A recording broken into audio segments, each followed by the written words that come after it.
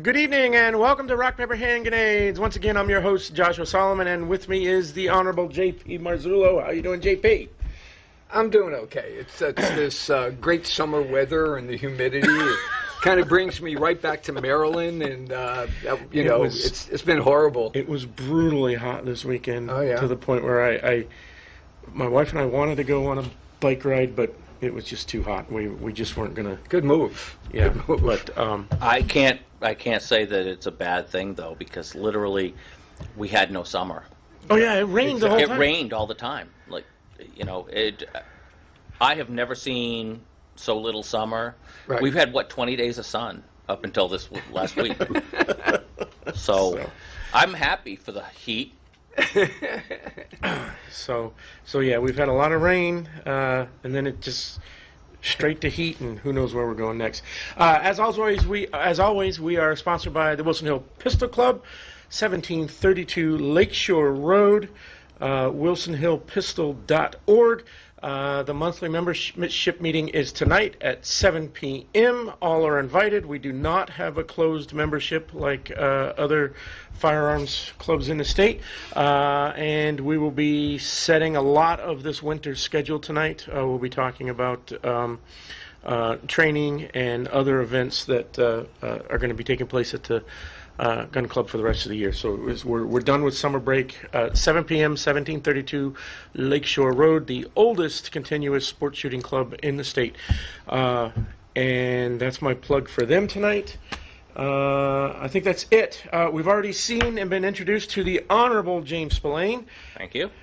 He's our guest tonight. James, tell our audience what district you're from and what committees you on, and then we'll just start chit-chatting. So I'm from Rockingham too, and I am the that's actually Deerfield, Candia, and Auburn now after redistricting, and I am the chairman of Fish and Game. Nice. So Gary used to be chairman of Fish and Game. Gary and I had a lot of things in common. Yeah. Gary spoke highly of you. I think I told you earlier. He spoke highly of some of the motorcycle rides that you guys went on. And it was fun. It was fun. And the last time I was on this show was with Gary, probably 4 years ago, I think. But I miss him every day. You know, especially when I think about going out on the bike. It's one of those things that. Or when I'm using my guns, because Gary was big into the shooting as well. We know. We spent a lot of time on this show talking about motorcycles and guns. Yes. Motorcycles, guns, and God. That was Gary. Exactly. That was Gary. Yeah, exactly. Motorcycle, guns, and God. And it was more fun and funnier than it sounds. Right? We would all be put in that basket of deplorables. Right. Really. Absolutely. I mean, honestly. It's been great. I've had a great time being chairman of Fish and Game. I think that it's a legacy to be carried on. I'm sure Gary was great. I wasn't there when Gary was chairman of Fish and Game. When I started, he was not on Fish and Game. Criminal justice. He was in criminal justice, and he was in criminal justice the whole time I knew him in the State House. My understanding, and I don't know all the details, but he was chairman on Fish and Game, and that committee was taken away from him. You know, he was a little bummed over it, but it was, as we all know, we don't always agree on everything, and Gary had a completely different view on a few minor items, one of them being right-to-work laws, union-type laws. Right. And he went the wrong way on the wrong bill, and leadership took Fish and Game away from him. So he went to criminal justice and says, I'm going to cause as much trouble there as I possibly can. And he did. He was good at it. He was a valued member of criminal justice. Yeah, he was. You know, it was usually him and John Burt against everybody else on a lot of these bills. So, exactly. Exactly. I used to love watching John Burt walk down, swagger down to the. Oh yeah. During awesome. COVID, it was fun to watch because everything kind of switched to Zoom for a while, and so you had a camera on each of them, right? And I would watch the criminal justice committee on the Zoom, and you could see Gary say something, and then you could see up in the other corner, you see John's reaction. You could see them reacting to each other. Yeah. Gary had a way of saying the stuff that made you agree with him, but wonder, why did I agree with him? Absolutely. Because you're like, that sounded aggressive, but in a passive way that I really, I agree with him, and I just don't know why. Yeah. Whereas John Burt would just try to be pleasant to everybody, and nobody could hate him. Right? No, you're right. Absolutely. He could tell you to go to hell, and you'd say, "Okay, I'll go get a ticket." He had a way. Well, he still has a way. John Burt is he's married to my wife's cousin, so we're family. But, oh wow! I did not know that. That's awesome. Sorry about that, but John is very straightforward. If he's got an opinion, he's going to say it out loud, and he's going to do it exactly like you said, in the nicest way possible. Yep. And there's. You know, a lot of us will, when we have an opinion, we're like, okay, should I say it this way? Should I say it that way? And we no filter. But there's no filter on John. Except that and there's nothing wrong with that. He's never used a curse word, as far as I've ever heard. No, never. I agree. Never heard him use I one can at remember all. him walking to the well to speak, and sometimes when somebody walked to the well that you really didn't want to listen to, you'd go out into the anteroom because you don't want to hear them. Nobody ever moved. No.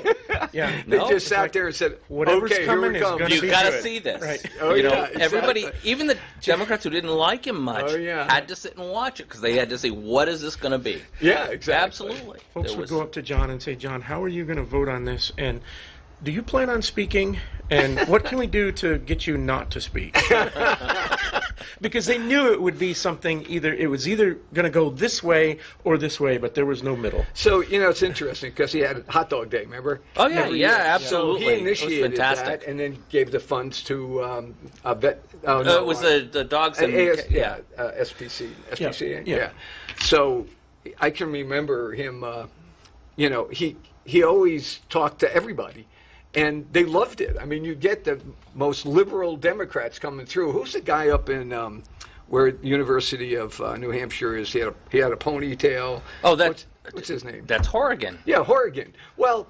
Horrigan's the opposite of John Burt. But, literally, he gets up to speak and everyone leaves. Yeah, exactly. No, that's true. He's right. He's absolutely right. But Gary was a friend of his. I mean, you know, he talked to him all the time and stuff. And I'd say to Gary, why do you talk to this guy? He said, there's nothing wrong with talk. I'm not doing anything, and neither is he. You know, and to an extent, Horrigan's a little bit entertaining when you actually try to talk to him. Yeah, no, he is, because he's almost Biden before Biden. Literally, he half the time he starts talking and you don't know what he's talking about. Yeah, and even the Democrats would try to stop him from talking on the floor because they'd be like, we don't have any idea what he's saying. Can we stop him now? Because there's no idea. He's not even speaking English at this point. Yeah. So I mean, there's some fun times there, but it's a serious, authentic frontier gibberish. Yeah, exactly. So, James, tell us a little bit about what's coming to us coming this next session that we ought to keep an eye on. Well, I can tell you we've got a fix coming in for the camera bill that we just passed, because there's a number of people on the state house, in the state house, that were not happy with the way it was written. And this is so the camera bill, a game camera bill. Yeah, the game camera bill was a big contentious thing. We've got a situation where there was a lot of misuse because game cameras have become so cheap, and so accessible, that people were using them for everything. I mean, this is beyond just putting them out for deer or putting them out to catch Sasquatch. Right. People were putting them out there to watch their neighbors, or to watch their neighbors' kids, which is even more disconcerting. Or they would put them out there to see when somebody came and go from their driveway so they could actually think about robbing their house. So we had to actually put something in law that said you can't put it on someone's property without their permission. Okay, so that's not preventing me from putting a camera out on my own property to monitor my own property. You can't put it on your... It doesn't stop you from putting it out on your own property. It doesn't stop you from putting it on state, county, or town property. It's only personal property. But the way that it's written right now... People are actually using it on other people? Oh, yes. Oh, I didn't realize that. And because because we have the Northeast hunting method, which is different from the Midwest hunting method. In the Midwest, all land is closed off unless you have express written permission. Right. In the Northeast, Unlike ours. all land is open to everyone unless it's posted. Right. And that goes way back to colonial times. And we don't want to change that. Right. But we don't want to. That's whole. Getting permission to hunt on the king's land, right? That was something that we tried to get away from. That's the entire reason the revolution it was open took to place everyone unless it's posted. On And so we had to do something with the cameras. We passed a bill that says that if you're going to put it on personal property, somebody's personal property, you have to get written permission. Well, you have to get permission. We got rid of written part. So it has to be permission. It can be verbal. I still suggest everyone do it written, just so it's not a he said, she said. But if you really want to hunt a piece and that person doesn't want to give you written permission but says, yeah, you can go ahead and do it, it's up to you to make that judgment. We're not going to put it in law that it has to be written, but make your best call. And but there were two parts of that bill that struck people wrong. One was we said that the cameras couldn't be removed by anyone but Fish and Game or a law enforcement officer unless you contacted Fish and Game and they told you could expressly take it down. We got a lot of landowners that would like the option to be able to take it down themselves, especially if they might know the owner. Why do they want to get that person involved with Fish and Game? Right. There's no reason. They could take it down, call the owner, say, hey, look, I didn't give you permission. If you want to put it up, I don't want it in that spot. Put it over here. I'm just being a friend and telling you. So right now, the way the law just passed and was signed, they don't have that option. They see it. If they want it down, they have to call Fish and Game or the police to take it down. And how long so we're going to try to fix that. We're going to take it from a shall to a may. Oh, okay. So that the person may call Fish and Game to remove it, but they may take it down themselves. Right. Okay. And then there's another section where, without paying attention, I guess, we allowed Fish and Game and law enforcement to put cameras on your personal property without telling you. Oh, wow. Whoa. Which is a problem. Whoa. Yeah, exactly. So what we're doing is changing that to say, you must have the landowner's written permission. For Fish and Game, it has to be written. Or for law enforcement. If Fish and Game or law enforcement wants to put it on your property, they need to notify you and get your permission in writing, unless you're the subject of their investigation, in which case they need a warrant. Right. And that makes it valid. So we're cleaning those two things up in that. So that's good. We have another bill that I passed. It was my bill that I put in 2 years ago, the lever action bill, which allows you to hunt with a lever action rifle that's chambered in a pistol cartridge. Okay. And I specifically kept it to 4 pistol cartridges: 44 Magnum, 35 long Colt, 38/357, and something else I can't think of right now. But there were 4 cartridges we did because we could show ballistically that the extra length in barrel didn't change it. Right. But if you're going to allow people to hunt in an area that is shotgun pistol only, because you want to decrease the range and you want to protect people, well, if you're going to let them shoot with a pistol in those calibers, you should let them use the same rifle in those calibers. Right. Sure. That's exactly what I was going to say. It's more accurate, it's more safe. The pistol hunting's already legal. So we've had a lot of people asking for new calibers, and we already said once we've proven that it's good, we'll add more calibers. Well, I was talking to Fish and Game, and they were like, we don't want to keep going back and revisiting this to add more calibers all the time. So what if we just said every straight-walled pistol cartridge that's over a 38/357 is fine? So we're going to put a bill in to change that and say every straight-walled pistol cartridge that's over a 38/357 is perfectly fine, because if you can already shoot with the pistol in that area, you should be able to have the more accuracy of having a long gun.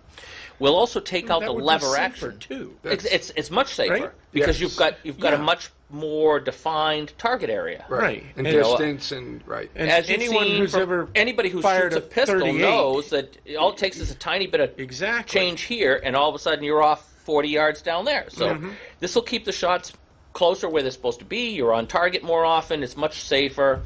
And we're going to change the action from lever action only to allow break open single shots, pump actions, bolt actions, because there's no reason not to. Right. We only had done the lever actions because that was the most popular at the time. Most of those pistol rounds are chambered in a lever action carbine style. Mm-hmm. So as long as we can make those two changes, we'll be expanding that so that people can actually hunt in those areas with a pistol round that doesn't carry any more range and danger to the areas that they're in, a compact area, but will allow them to be more accurate, so they're actually not having stray bullets.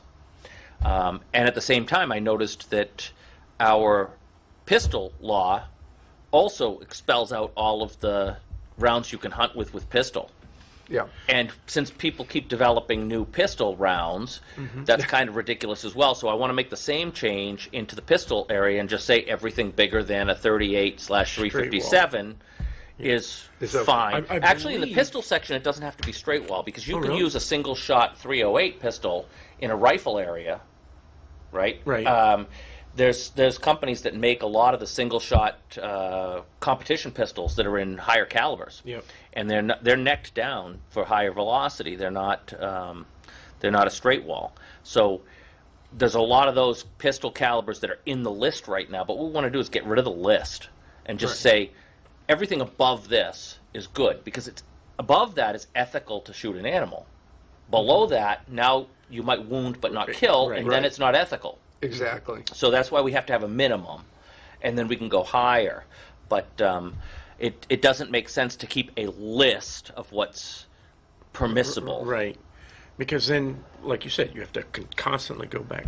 Well, especially since our state is essentially, we're a prohibition state, not a permissible state. So everything is legal unless we've expressly outlawed it. Right. So the way the bill starts is it says, you may not hunt with any pistol unless it's these ones. Right. So it basically prohibits you from all pistol hunting, and then it tells you what you're allowed to do. Because they have to take away your right to hunt with a pistol first, because everything is permissible in this state unless we've expressly outlawed it. And so that's why it's written that way. And it says, you may not hunt except if you're using these calibers, and it lists them all. And there's even a flaw in the bill right now, because somehow we snuck through when Smith & Wesson came out with their 50 caliber handgun. It got put in as a .50 Smith & Wesson, and that's not the name of it. It's a 500 Smith & Wesson. Oh, wow. So it's the wrong caliber name. Naming. The name is wrong. So on a technicality, that could get thrown out in court. We got to fix that one too. Right. Sure. So we don't have to fix that if we just say everything above, because then that goes away. You don't have to worry about it. So I remember a couple of controversies with Fish and Game officers, where when I was there was a bill that came up that wanted to allow Fish and Game to look at it. If you're driving away in a truck, they're allowed to pull you over and look and see what your catch was if you were fishing. Do you remember that? Yeah. That was really... So my Fish and Game Club in Deering, they met with me and they said, you got to support, the Fish and Game people on this one, because it's okay that they look. I mean, so anyway, that was... Yeah, but at the same time, isn't that a warrantless search? So it is. So here's the thing. This has been widely... And it took me 2 terms to finally understand how this works, because it's written so poorly. I wasn't there long enough. I want to rewrite this section correctly, but Fish and Game doesn't want to touch it. So we've got an impasse, because if I put a bill in to try to rewrite it, they're going to oppose it, and we're probably not going to get it through with low numbers. Yeah. But what I want to do is clarify this situation. Yep. What happened was, way back when Fish and Game was out in the field, and they had no access to cell phones, so they didn't exist, and all this stuff when they were first started, they needed the ability to search your creel, your car, your vehicle, whether it would be a horse-drawn wagon, whatever. They need to be able to search it to make sure that you're complying with the game laws. Right. We had subsequently, since then, very recently actually, but not in my time in the State House, probably in yours, given Fish and Game the ability to stop vehicles. Yes. So now Fish and Game works under 2 sections of law. They work under the Fish and Game law, and they work under the regular law enforcement law when they pull vehicles over. Where we get into the problem is there's a section in the Fish and Game law that says that they do not need a warrant. They only that was it. They only need reasonable and articulable suspicion, which is the lowest bar you have to ever pass. Reasonable and articulable suspicion just means that they have to be able to explain why they suspect that you did something. Yep. That's it. And they don't need a warrant from a judge. They can search. Because what we want them to do is keep enforcing our game laws. We don't want poachers. But if they stop a vehicle on the highway, we don't want them saying they can search that vehicle with reasonable and articulable suspicion, because if somebody's driving across the border with a pound of cocaine or fentanyl and 4 illegal immigrants in it, we don't want that thrown out in court because they didn't have a warrant. Right. Yeah, exactly. Right? Yep. So the situation is Fish and Game always works under the warrant required when they're under the law enforcement, and they work under the regular Fish and Game laws when they're under Fish and Game stuff, So but when it's do not delineated specifically. Yeah. Yeah. So what when do we- they declare that? Like, I got to declare. Okay, get on the Well, radio. if they're pulling a vehicle I'm pulling over on the somebody highway- over. This is a legal stop. This is not a Fish and Game They stop. don't necessarily right? Like, declare it, but that's what but I'm they saying. work under Like, it.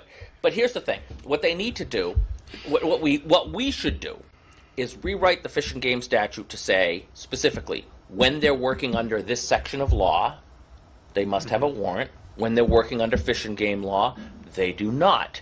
When the person is actively hunting and fishing, you don't need a warrant. When they have because it's the same thing as a driver's license. So now what essentially, happens this is if what they- came to me after two terms. It's the same as your driver's license. You sign your driver's license, you've signed away your right to say, I don't want a breathalyzer. I don't want, because you've signed it. You've said, I read all this stuff. I understand it's a privilege. Hunting license is the same way. It's a privilege. Right. And you signed it. And when you signed it, you actually said to them, you can search my stuff to make sure I'm following the game laws. So, anytime someone's hunting and fishing, you are under the assumption you may be searched at any time to make sure you're following the game laws. They don't need a warrant to do that. You've signed away your permission for that because you got your license and you signed your license. Yep. But you didn't do that if you're not hunting and you're out in the street driving a vehicle, or you might just be hiking on Mount Monadnock. Right. Those are the situations where you don't need to show them your stuff because you're not hunting and fishing, and they should have a warrant. Now, Fish and Game has never violated that yet, but it's still an egregious affront to have it written in law to a lot of people who are strict constitutionalists like me. Right. I don't want any section of law saying you may search me without a warrant when it doesn't give that explanation of the fact that you signed your license, so while you're hunting and fishing, we don't need a warrant. That's all it needs to say. Right. Really, all it needs to say is you signed your license, you gave us permission, we don't need a warrant. Right. But every other time when you're not hunting and fishing, if we stop you on the side of the road, we will get a warrant. And they have so far. They've never violated that. But it's still written such that you never know. I would think that, in today's day and age where we have the whole cancel the police, defund the police movement, and we do see a number of corrupt law enforcement around the country, and even here we see, we've got a Lori list for a reason. I would say Fish and Game officers are probably a little bit above the fray there. I mean, their integrity is solid. Their integrity is much better because because these guys, they didn't get into this job to be law enforcement officers. They get in the job because they're Fish and Game people. They're hunters. Yeah, they're exactly. They're outdoorsmen. That's why they wanted that job in the first place. Absolutely. So I would think that helps them to be a little bit more. I would bet you there's not a single Fish and Game officer on the Lori's list, and there never has been. I would bet that's I wouldn't probably take true. that bet because I think you're probably right. I think you're right also. Yeah. But to clarify, it would stop the bill from coming in front of my committee all the time. Yeah, exactly. I'm really getting tired of the bill coming in front of my committee to say let's take away all the right, because what we don't want to do is have Fish and Game unable to search a fisherman to see how many fish he caught without a warrant when he's already signed his license and said I adhere to all the Fish and Game laws. So we don't want to totally rewrite that, but we want to make sure that when they're enforcing that, they're only under the Fish and Game laws and that section of law. Right. And then when they're doing the other stuff, they're over here. And it just needs to be rewritten a little different in the wording so it doesn't sound like we're giving them carte blanche Right. to search anyone anytime. Someday, and that clarification needs to be made, because someday, and we all know it's going to happen eventually. Maybe not in the next year or two, but it will happen, where there will be a situation where, okay, we're checking the size of your fish, we're checking, do you have a doe permit, all that business, and we find a kilo of cocaine in there as well. I'm told. Now we got a problem. Now we have a problem, and I'm told that if they ever suspect that type of situation, they call for a warrant. Right. And I mean, we're in the day and age now where we have judges on call 24/7. We passed that law 10, 20 years ago, something like that. Yep. Judges are on call 24/7 for warrants.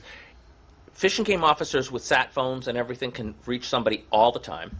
Right. So it really isn't going to take too long. Hold everybody. Just freeze. Freeze right here. Let's get on the phone. Get a warrant. Yeah. Because they don't want the person to go free either. Right. But all it takes is one mistake, right? Yep. Yep. One mistake by somebody who opens it, sees it, and starts to book and realizes, crap, I didn't get the warrant. Right. Right. So like I said, it may not have happened, but this is a situation that will happen. Spelling it out better, make sure that the training happens, make sure that it's followed better. I think that just clarification there is going to go a long way.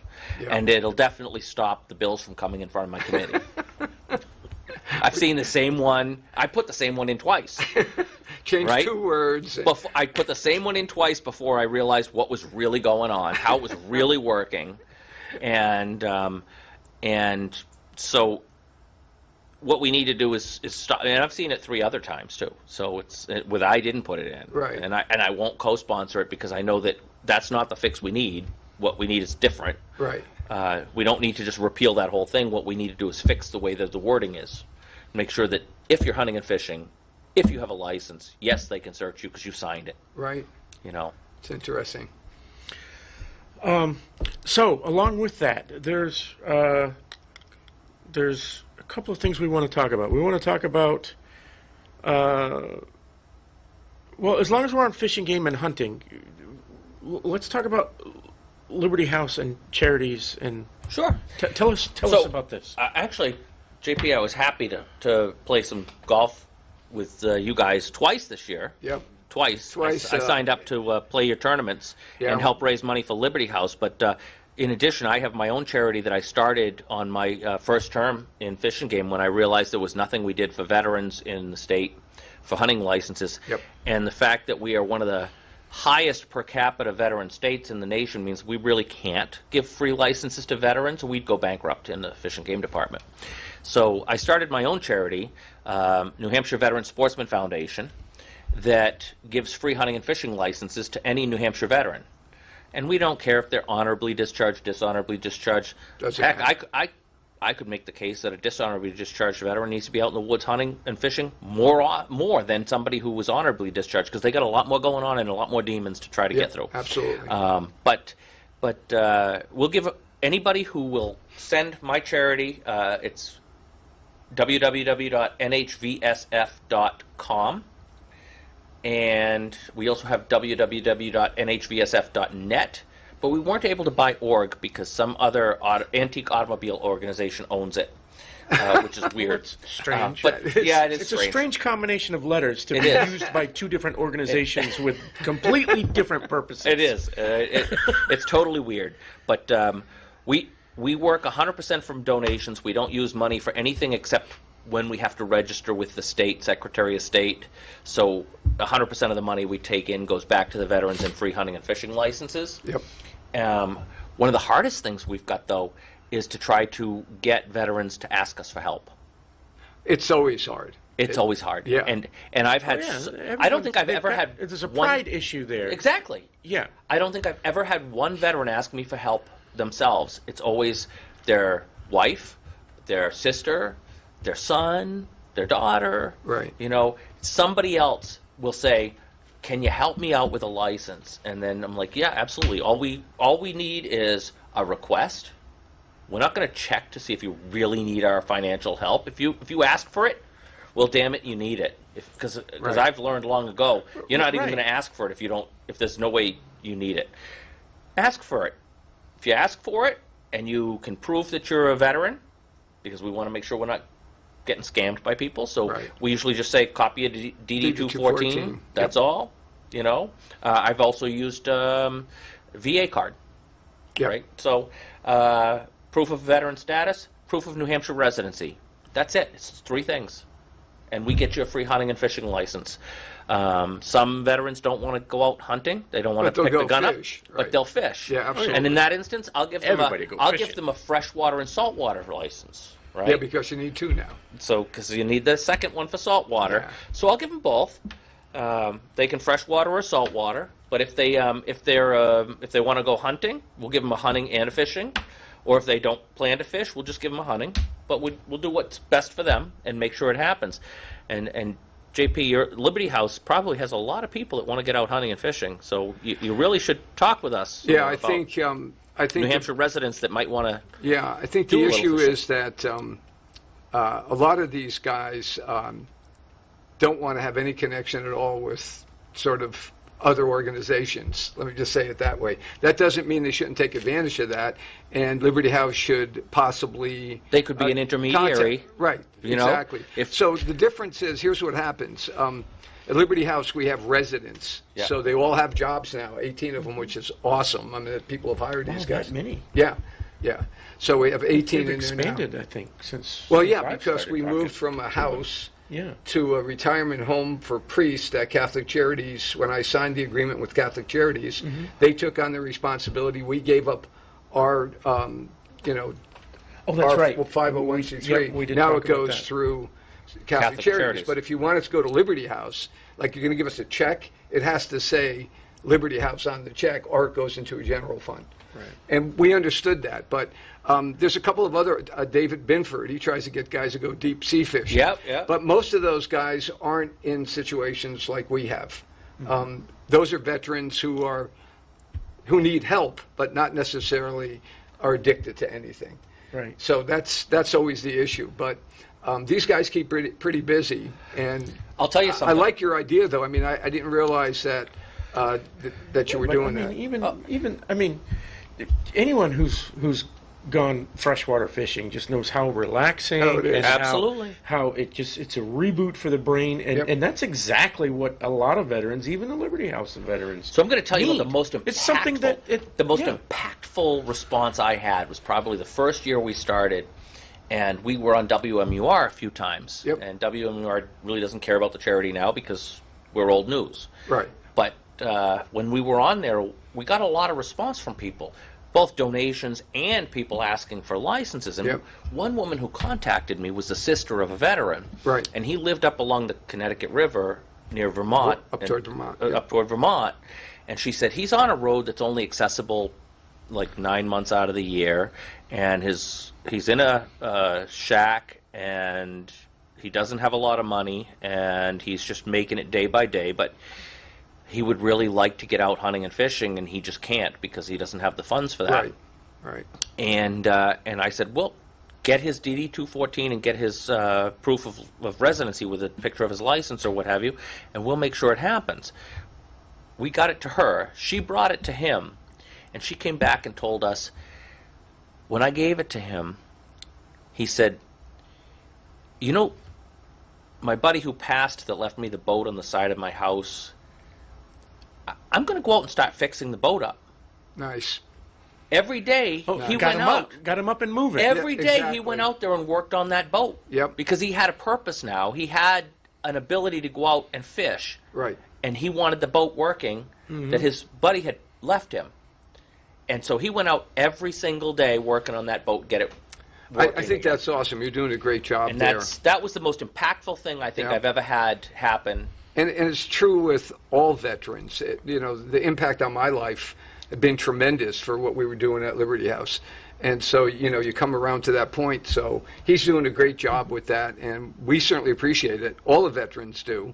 I'm not a veteran, but I've spent most of my life trying to help You know, them. I'm not a veteran either. Yeah, there you go. And I got actually, I got accused of trying to Steal their honor. Steal their honor when Yeah. I first. Oh, It was the Democrats who tried to do it. They tried to paint me as somebody who was trying to use the veteran charity for political purposes. Which is so wrong. And I never spoke until that point about the fact that my father's brother, my uncle, who lived with us for a long time while I was in my teens, came and lived in our house, was a veteran of the Vietnam War, and he ended up getting remarried, and then he killed himself. Yep. And I swear to this day, if he had been out hunting and fishing more, or something like that, if he had a purpose, he would not have killed himself. So there's and I don't have to be a veteran to share that. No, of course not. But you know, I never wanted to share that information until they brought it out, and they dragged me out to having to make a response of why are you, as a non-veteran, having a charity for veterans? Yeah. Right.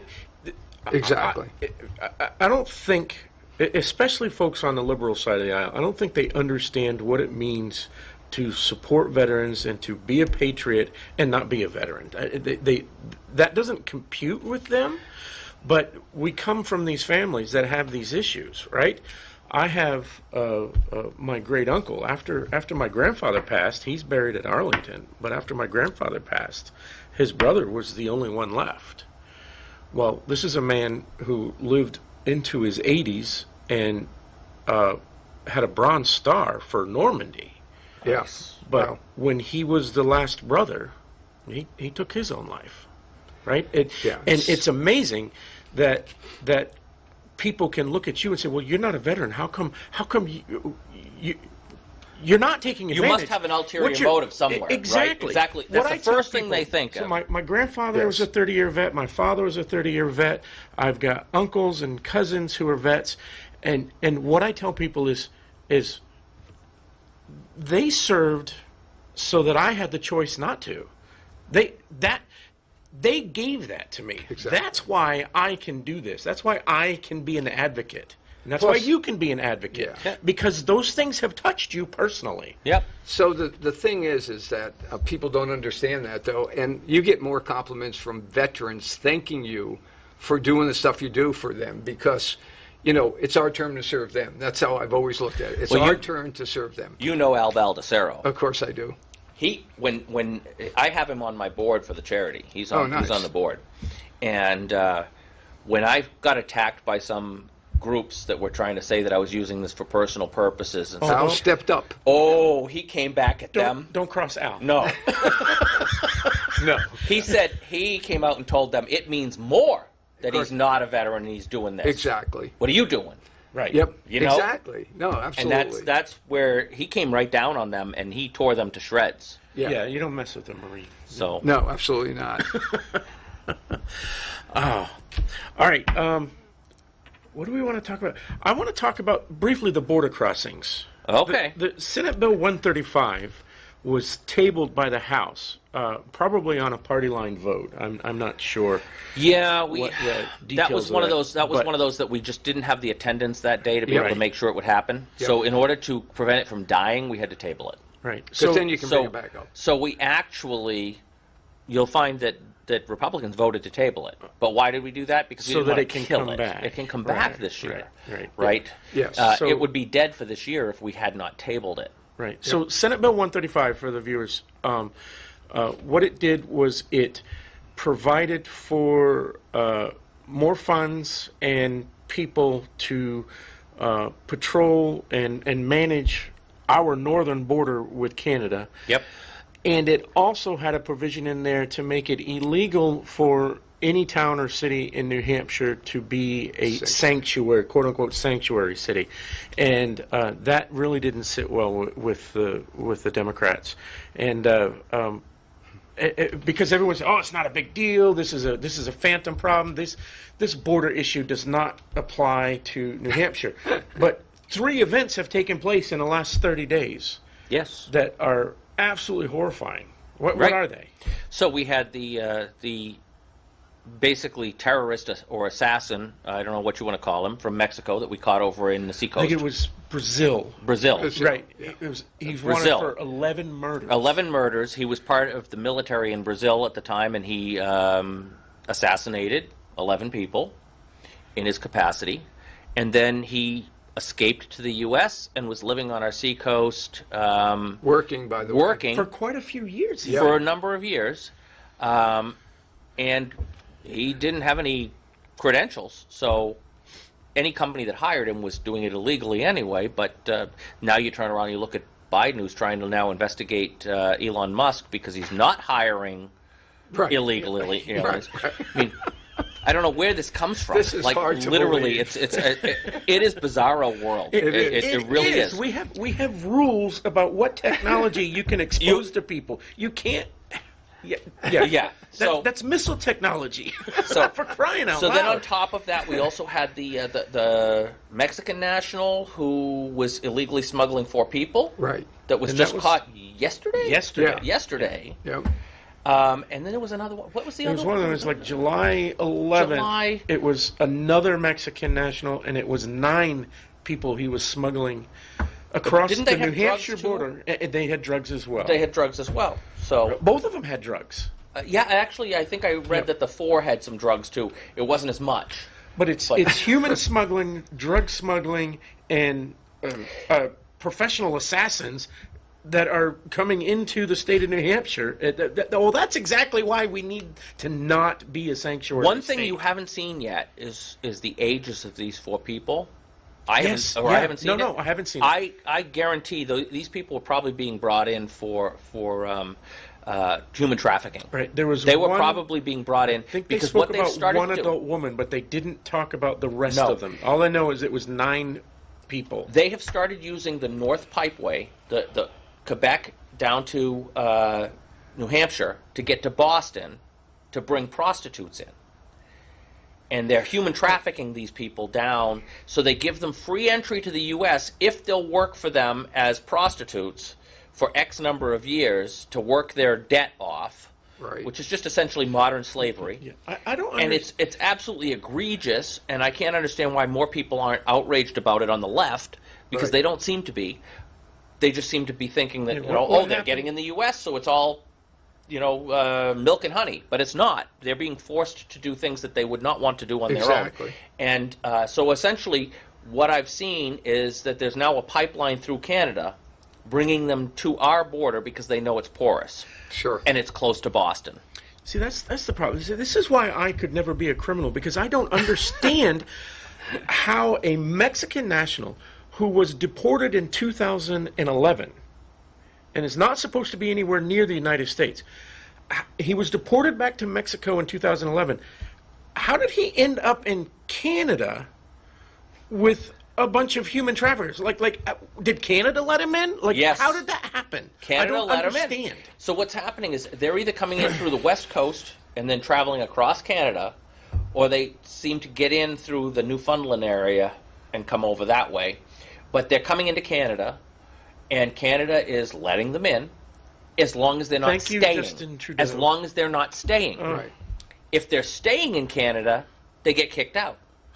Yeah. Jeez. You can come in as long as you don't stay, but we're not going to ask you how you leave. How do you plan on leaving? That's Oh my God. That's the working hypothesis that's been tracking backwards from where we stopped them to where they came from, and showing, you know, the Yeah. routes that come in. It's and it's well organized, and the funding for it is coming from the cartels. Yes. Well, it has to be, because Exactly. you can't be traveling with that many people with that much equipment without being funded by somebody. Sure. So, In the interest of time, before we can have some more questions, but I'd like James to talk about the book that he just wrote, Oh. of poetry, and I'll give you a chance to plug it. So 2023, I published my first book, which is a collection of poems that I had written over the last 30 years as a writer. They are poems that fall in the vein of the Romantic period, nature and that such. And there's also a smattering of self-taken photographs of various things that are also interesting in there. And this is the first edition, but there will be a second edition coming out with a few more poems added to it that I've located that I forgot I even wrote. So what's the I name of went the through- book, and it how is do they called get it? Musings of the Mountain, and it's available through Amazon or Barnes & Noble. It's published through Barnes & Noble, but it's also available on Amazon because I set up an account with Amazon to sell it there as well. Good. And it's taken a lot of work to put together an actual book that's been published, but it's finally been done. And if anybody wants the first edition, you got to buy it now, because the second edition is going to probably come out in 6 months or so, and then the first edition will be done, and only those people who have first editions will ever have a first edition. So. Well, thanks. I mean, when you came here, I read a few of the poems in there, and people would have a hard time connecting you with this book. Did any of them strike you? Yeah. I don't remember the name, but they did. I've read a couple of them in there while I was sitting here, and it gives me more insight into who you are, what you think, and I think that's really important, because we're not just politicians. We're not just. No, but you know what? I got to tell you, this is also for sale in the gift shop. Gift shop at the State House. Nice. Really? The gift shop at the nice. State House is selling this because it's a reflection of myself as a state representative, but a different side of me that a lot of people don't get to see. Yeah, no, absolutely. I mean, we only see the cigar smoking, golfer. So to that point, James kind of touched on it at the beginning. He played golf at 2 tournaments. One was 1 week, and the following week was the first one was. I did not know they were so close together. I would not have signed up for both. I knew they were only a week apart. He did them 2 days, 2 weeks in a row. But the other thing is that the one that was at the Loudon Country Club really has taken place at a softball game we used to have. We used to have a softball game, and it was donated. The funds were donated to Liberty House. The problem with that was we couldn't get enough Democrats to play at the end. It was hard, so we asked some of the Democrat senators, and they actually played. But golf is so much easier because you don't have to be, a weekend warrior as you would when you're playing softball. I mean, and you got a record amount of money. We did. You got a record amount of money. Oh, yeah, no, absolutely. I think it was close to $20,000. You got a standing ovation in the State House when we presented that check. Yeah, which was awesome. And I had nothing to do with it. These are the guys that have done it, and I'm grateful. Well, we've got to give a shout-out to Michael Moffat. Well, he was on our show. We talked to him. Tim Lang. Yep, both of them were here. Both of them. Howard Pearl. The Absolutely. Beer Caucus guys. They are, their home course is Loudon. Yep. I would say my home course is Candia Woods because I represent Candia, and it's right there. But it was a fun event. There were people there. That David Scanlon was there, our Secretary of State. I almost played on his team. And David Michaelitis, who was the adjunct general at the National Guard, was there. So we had people there that I would have never expected. Tom Calantuno, who was a lawyer. It's so easy to get people to join a golf tournament when it's best ball, and they can just have fun for the day and contribute to a worthy cause. Yeah, and then our second one was at Stonebridge. Yeah, we played Stonebridge second or third time. Yep. Yeah, that was good. We sold out. We sold it out. And I got to play on the owner's team, which is awesome. One of the other bills I have to put in is because of him talking to me. So, That's how it works. Absolutely. When you find out there's an injustice, you want to fix it. That's why we're there. Yes. None of us are there for the money. We get $100 a year. Well, and that's before taxes. Well, and it's not actually $100 because by the time you buy your badge, your plate, you're getting it's like $63 a year, I think. Yeah. I forgot. Terry Roy was my seatmate. Okay, and so we figured it out one day when we were not quite listening to people in the in the well because we probably Horrigan speaking. It was, I think. Yeah. It's one from our Star Wars committee, the technical guys that get in there and they lose you after 4 minutes. You have no idea what they're talking about.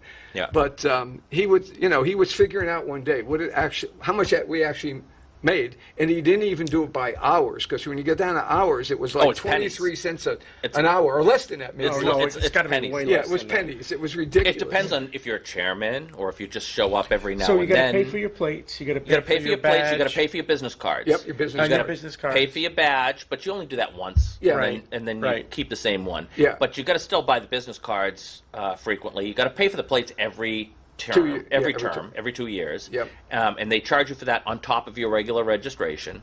And of course, you've got to buy ties and jackets.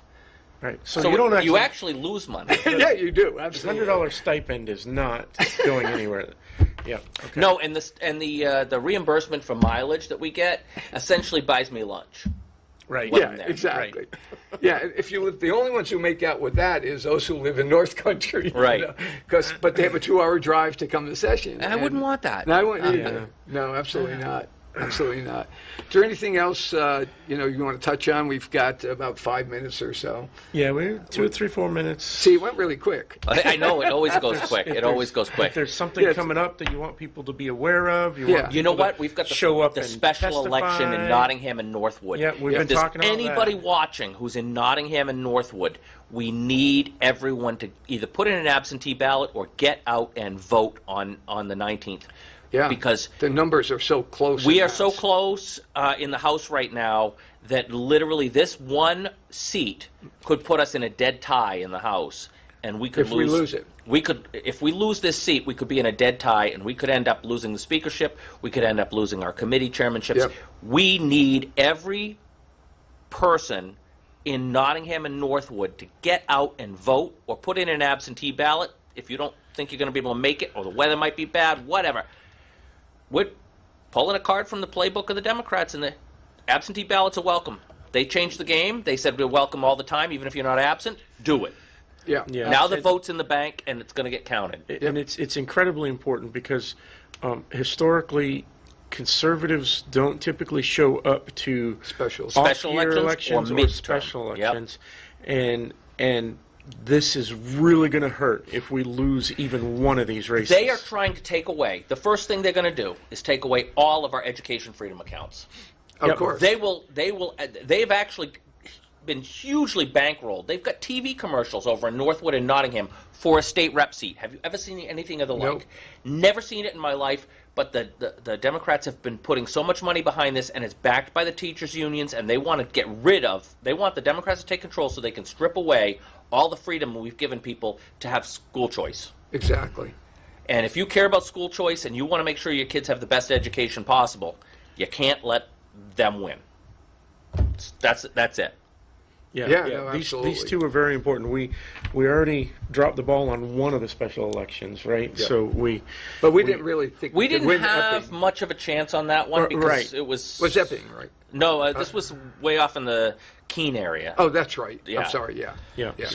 But it's important. I think we've said it every week for the last 2 months. Yeah, and show up to these special elections. And Sherm was on, and he reiterated that this is really important. It is vitally important. We need to keep our majority. We need to keep it strong, and we need to keep pushing forward changes that will allow every student in New Hampshire to excel to the best of their ability. Absolutely. All right, one more time, let everybody know how they can get in touch with you. James at jamesspillane.org is my email. www.jamesspillane.org is my website. Anybody can reach me there. If you've got a fish and game issue, I'm chairman, so you can go ahead and reach me there. But if you've got anything else you want to chat about, I don't represent just my district. I represent everybody. Exactly. All right. Exactly. All right. Thanks, James, for coming on. Appreciate it. JP, we'll see you next week. Thank you so much. I we appreciate have a presidential candidate next week. We do? Oh, that's right. We'll talk about him next week. And final word, the meeting, Wilson Hill Pistol Club, 7 p.m. membership meeting in 2 minutes. I will see you. I'll be a few minutes late, but I'll see you there. We'll see you next week.